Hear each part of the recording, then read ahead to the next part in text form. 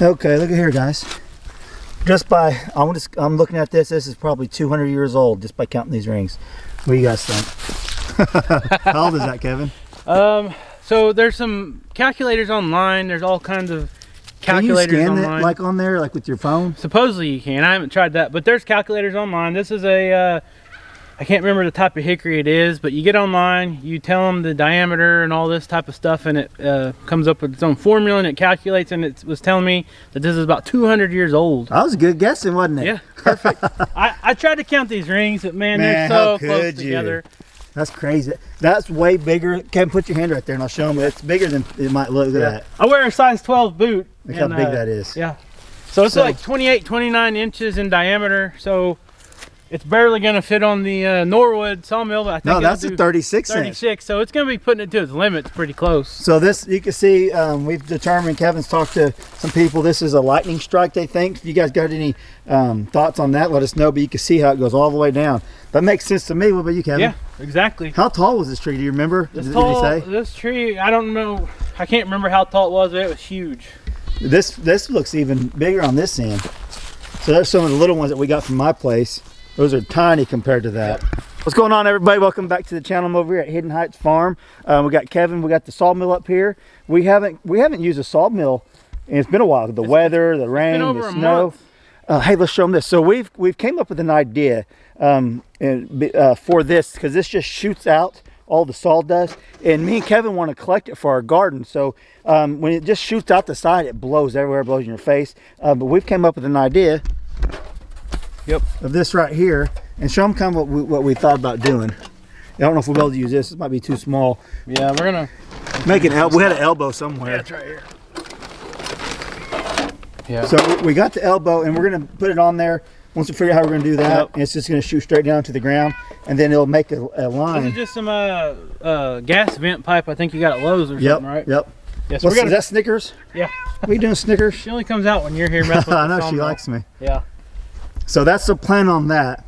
So we're not going to do any sawmilling today. I'm over at Kevin's house actually we're going to program, it's like a weather radio. Radio. Yes. That way we can hear them when the tornadoes come, storms and stuff like that. Local law enforcement use it as a scanner. You can hear it as a scanner. You got one, you just got one kind of like it. I don't know a lot about them. I've been doing a lot of research online, and I just got mine programmed. We can talk about it in the house a little bit. But I think we'll be able to talk to each other from your place to my place. That's exactly what we got it for too, because Kevin's like 2 miles from here, and those radios go pretty dang far. Yeah. So anyways, we want to give you guys an update on them. A lot of people have been asking us, when are you going to fire a sawmill back up? Soon. It's going to be probably next week sometime. We had plans on doing it like last weekend, but it just didn't work out. But that's the plan. Probably next week sometime. Yeah, and once we get I got my dump truck, the truck that we usually use to haul these logs. It's actually in the shop getting the transmission fixed right now. I should be getting it back by this weekend or the first of next week. And then you're ready for siding, so we really need to ramp this up. Let's go in the shop and show them that box of siding thing I bought. So I have purchased a siding maker, and all it is, it sits on the sawmill, and it just moves the wood back and forth to get your slats cut. We'll walk in here. It's in the box, but we'll go ahead and show you some of the stuff that we still need to hook up to this. We actually got the hitch. It's not over here yet. We have the hitch to be able to pull that around once we get that hooked up, so that's pretty exciting too. Mobile sawmill. Yeah, so if we come across someone's got like a what would be a good tree?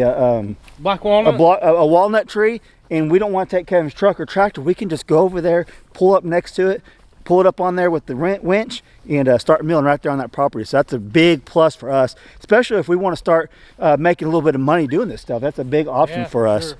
So let's go in here and we'll show you what we got. So if you guys haven't seen some of the old videos, this is some of the first stuff we ever milled with the sawmill. And Kevin's actually used we had way more than this. Kevin's used quite a bit on a project, and we'll show you that here in a minute. All right, so here's the box for the lap siding right there. See that?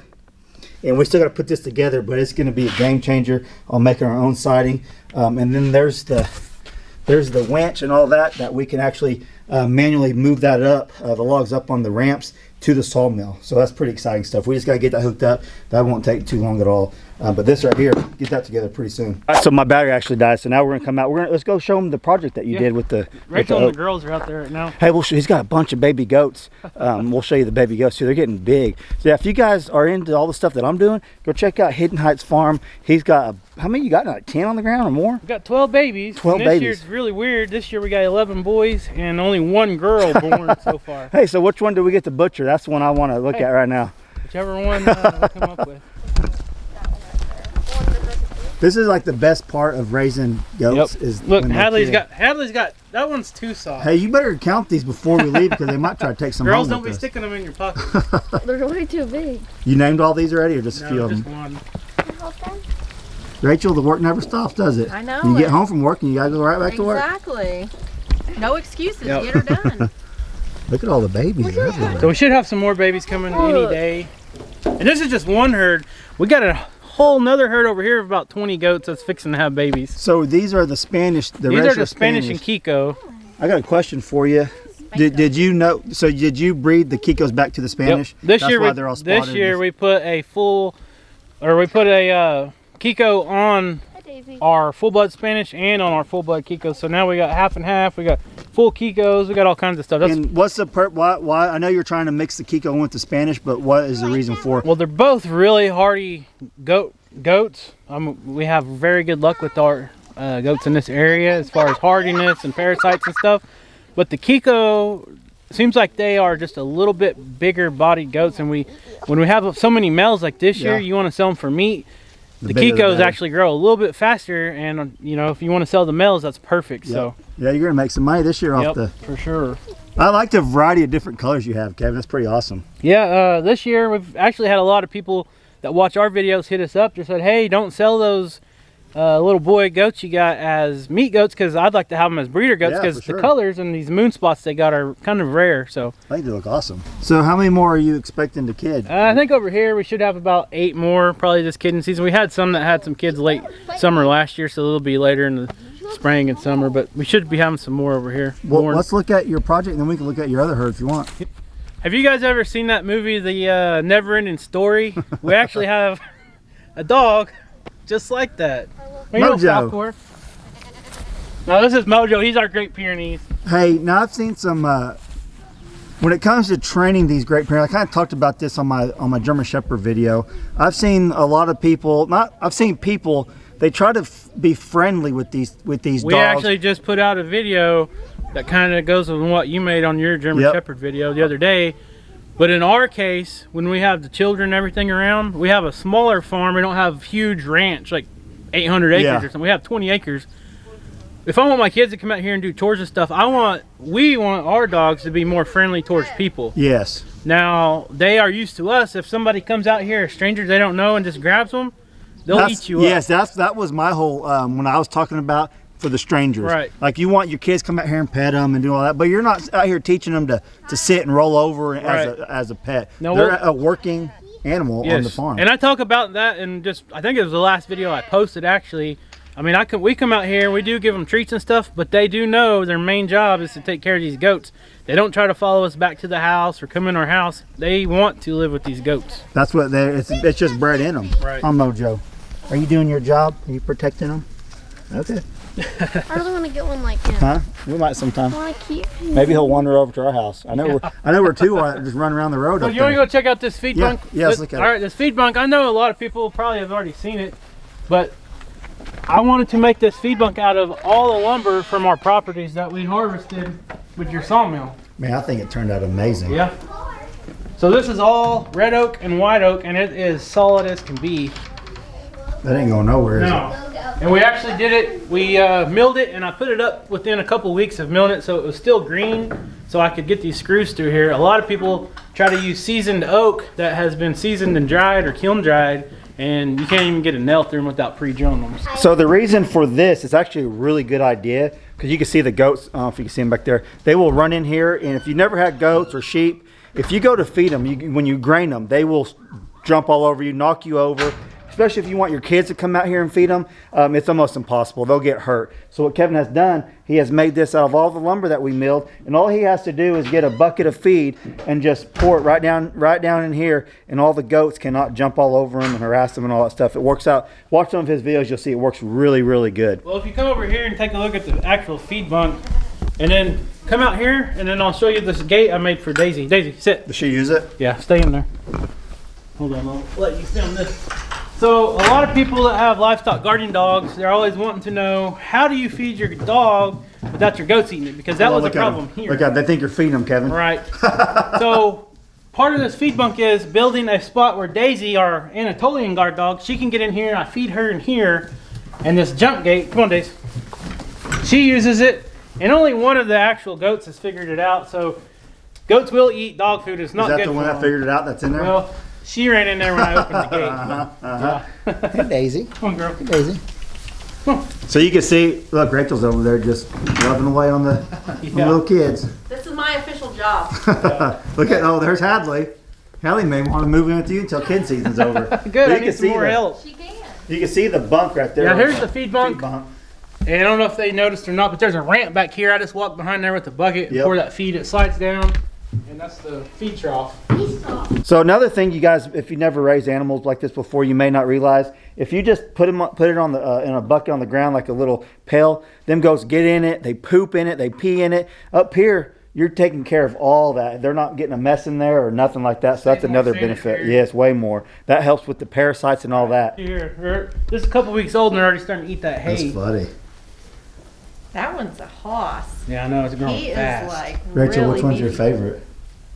Oh, I like them all. I don't have Great one I like, a little Mel. I'm not going to do nothing.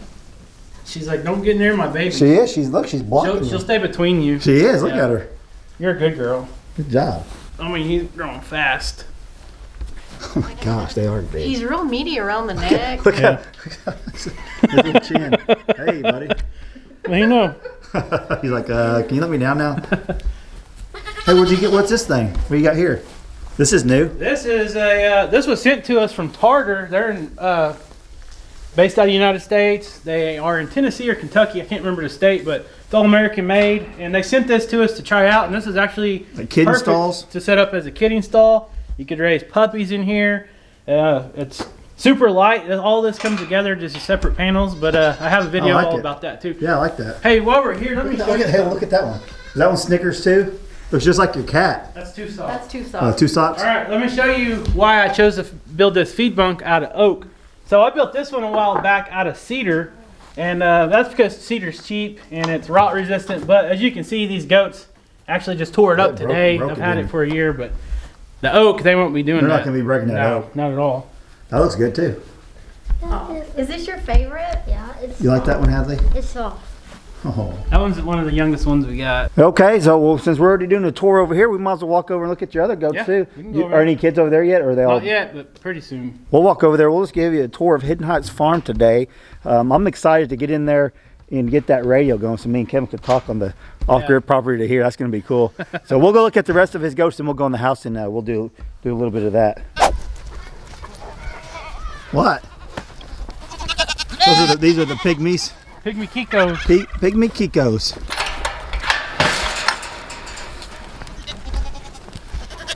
What? This is Mojo's herd. Hey Mojo. Hey Mojo. So within a couple weeks to probably 2 months, they're going to be kind of spread out on kidding as well. But the buck is... Oh, I know everybody knows Daniel at Arms Family Homestead. We got... is that it? That is... Okay, everybody remembers the famous jerk face that Daniel had.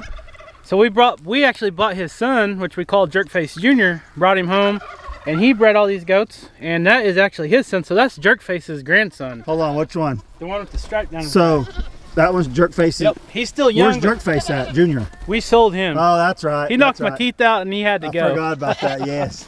But this is his grandson. He's not quite a year old, and he's going to be the one that's breeding. I don't remember, but do they kind of look alike? I remember Jerkface was like gray, wasn't he? He looked pretty much like him. He throws a lot of bright, colorful kids, and So, really good looking. this is his first time breeding. Yep. Breeding these ones. That's why they're kind of a little later than those, because he was still a little young. Kevin, you feed these things. I just Listen fed to them like an hour ago. Dude, you can feed these guys 10 times in a day and walk back out here and they're going to start crying like they're starving. Funny. Mine do the exact same thing. Brandy's always like, you need to go feed them. I was like Kevin, I just fed them. Hey, look at these turkeys up here. So we haven't really been over to Kevin's in a while as far as doing videos. So like I said earlier, if you guys do not know Kevin, Kevin's got like the second biggest homestead channel up here in Oklahoma, in Northeast Oklahoma. So you guys are really doing an awesome job going over there and subscribing to him. But if you don't know Kevin and his family, go check them out. You guys will really like them, and they've got so much stuff going on. It's just entertaining, good family channel that you can set your kids down in front of the TV, and if you're watching YouTube, you can put on Hidden Heights Farm, and you ain't got to worry about nothing. Your kids are going to be safe watching Hidden Heights Farm. I promise you that. Thanks for the kind words. Thanks for the kind Is words. it true? Yeah. Hey, look at this. These wild turkeys you got. So I actually built this pen for these turkeys years ago, and then we got tired of having them locked in the pen. So we're like, let's just let them free range. So for the past 2 years, that's what they've been doing. And they're used to sleeping in the pen, but they'd rather sleep on top of it now. They probably just feel safer up there right, too. from predators. Even though they would be safer inside. That's pretty cool though. Yeah.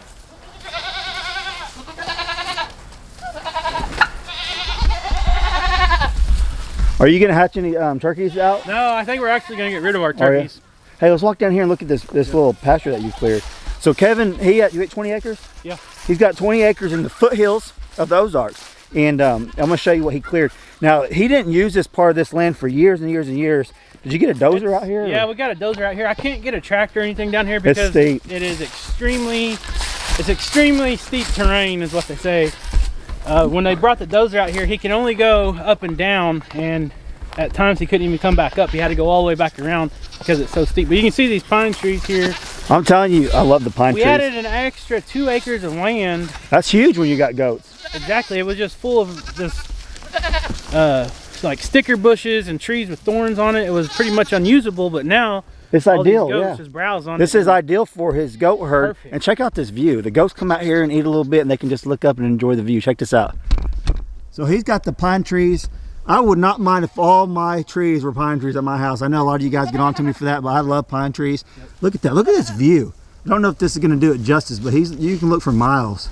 So a lot of people don't know this, but in the town we live in, Salina, Oklahoma, here in Northeast Oklahoma, we are actually on some of the last foothills of the Ozark Mountains, and you can kind of see these rolling hills. Yeah, if you look on you've actually pulled up the map. Yeah. I think Salina actually is like the stop. It's the last one, right at the river where the lake is now. And you can actually see it where that flashing light is. That's one of the last rolling hills of the foothills of the Ozark Mountains. It's awesome. And you can see the terrain change, the elevation change. Yeah. I mean, I think that flashing light up there, that is a microwave tower, and that's 300 feet from the ground, and we're eye level with it. Gosh. So that gives you, that's a mile away from here. So this probably doesn't do this justice, but that is extremely yeah, it's hard steep. to tell on camera. What this inside? Do you own the inside of that? Yeah, I own the inside of it, but it's so steep right there. I couldn't get any kind of machinery down there to drive posts and to stretch the fence. So does the fence does it make like a U shape right here? It makes a U shape right there. But it added an extra 2 acres of pasture land for these goats, and it's perfect for goats. You can see all the grass actually. I mean, there's rocks, this was all brush and thickets, and now you can see it's winter time. There's not grass here, but they've pretty much cleaned it up. So that's actually kind of a big deal to have extra 2 acres. So when I raised sheep, I did a lot of research on it. I could actually, depending on your land, Kevin may not be able to do that good on this land, but where I live, the old farmland, I could put 8 to 10 sheep out there and it would sustain itself. So say Kevin can get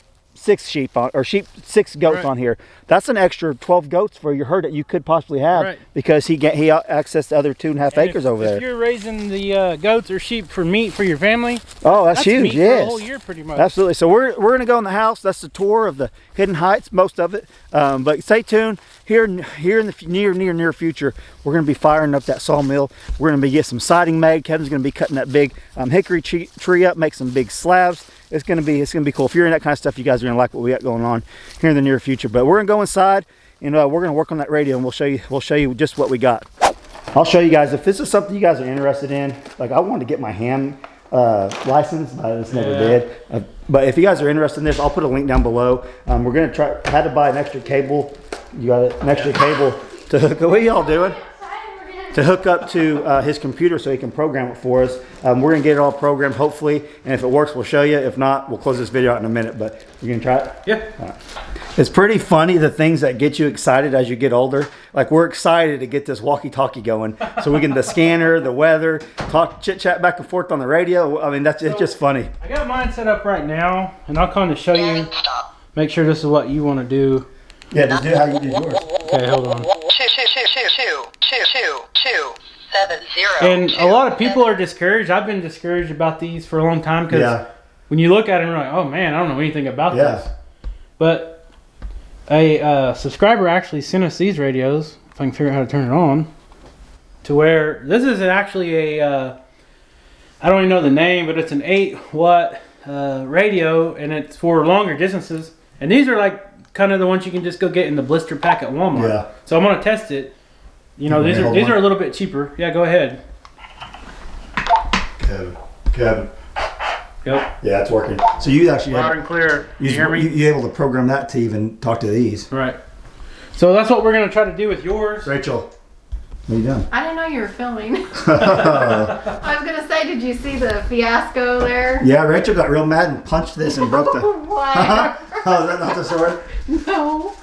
Kevin loves. I don't even know. It's, the front, the whole front. The whole If front. honestly, if you didn't tell me, I wouldn't even known there's supposed to be one on there. Yeah.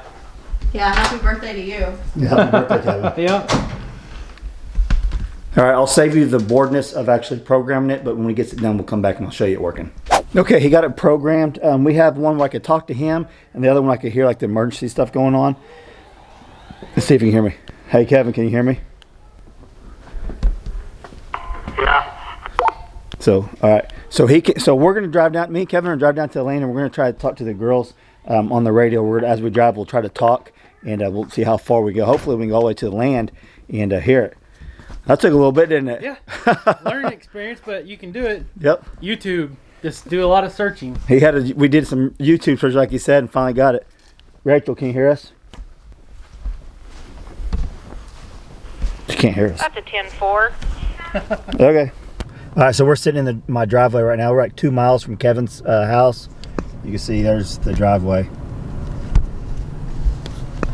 So we're going to see if Rachel can hear us. Rachel, can you hear us?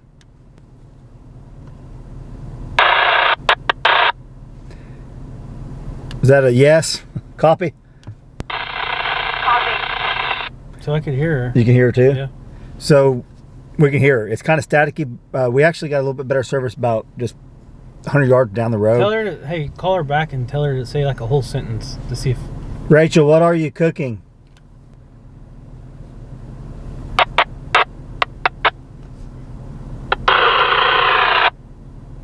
It's in and out, isn't it? Yeah. So I mean, it works. We'll have to play it a little bit more. Yeah. So we just got it on what is what they call a MERS channel or frequency. It's basically for these little handheld, little cheap radios. But we might play around and actually get licenses where we can have extended range frequencies. That'd be awesome. And we're legal and not doing anything illegal. Yeah, like you said, this is we don't know anything about it. No. And I know a lot of you guys out there do. Yeah. And we'll probably get some comments now. That's Yeah. illegal, do it. Hey, send us some positive comments. Tell us how to make this work. Yeah. Or what frequency or what license we need to get or whatever. So we're right at 2 miles from Kevin's house to my property. And just like I said, 100 yards down the road, we can hear a lot better. Yep. It just cleared up. We're on top of the hill. And but right here we can hear a little bit, but it's real staticky. So we'll have to play with it. Like Kevin said, leave some comments down below. And I hope you guys liked this little video today. We're gonna go ahead and close it out. You guys got to see Kevin. If you never, like I said earlier, if you've never seen him, go check him out.